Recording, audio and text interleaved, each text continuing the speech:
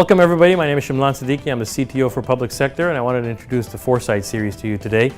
I'm lucky enough to have a job where I look at applied technologies, innovations and trends and really try to figure out what's important, what's relevant to our clients here in public sector and bring those innovations to you. So in the next few months we're going to go through a series of presentations and discussions on what those trends are, what is important for you and how you can apply those to your daily lives. So I look forward to that.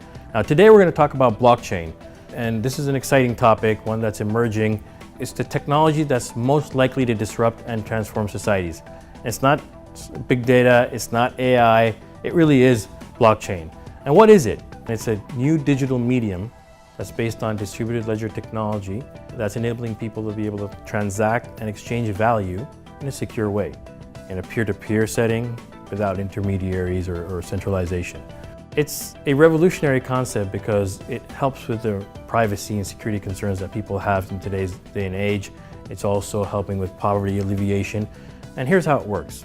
So if I wanted to use a voting system and the voting system was on blockchain, as soon as I register a vote, that vote is replicated across all my network within that particular blockchain. Secondly, there's a verification and validation process that happens, a sort of trust ecosystem, a set of algorithms, code, and cryptography coming together to really validate if the transaction is proper. Once the transaction is validated behind the scenes, it's locked with a key. A block is formed with the transactions. It can be many, it could be a few, but a block is formed. That block is then sealed through cryptographic algorithms and is tied back to the previous block, forming a chain. And that block is, again, is using hash and cryptographic techniques to be able to tie those blocks together. And that goes on and on and on to form a blockchain. In order to hack it, it's very difficult because you have to go through every transaction in every block from the beginning of time across the whole network simultaneously. Very difficult to do. Not impossible, but difficult to do. A lot of new use cases out there right now, both in public sector especially. This has already disrupted the financial services industry. It's now going to healthcare, and in public sector is no different. So in the state of Illinois, for example, we're seeing academic credentialing, energy credits, land title registration, as well as the registration of health payers and providers. State of Delaware is looking at it for smart incorporation as well.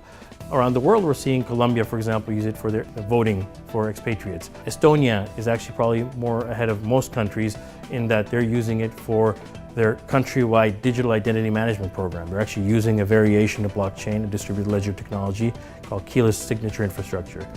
Australia is using it for securities and exchange. Dubai wants to put all their documents on blockchain by 2020. So clearly there's a lot of different use cases. And I believe that for the government, this is the next big thing. And recording a transaction on a distributed ledger technology in public sector really offers new approaches to helping prevent fraud, being able to improve transparency, as well as enabling trust. So I believe that there's a lot more here, and this area is going to evolve further as we move forward. Technologies are going to evolve, but this is definitely a game changer. Thanks.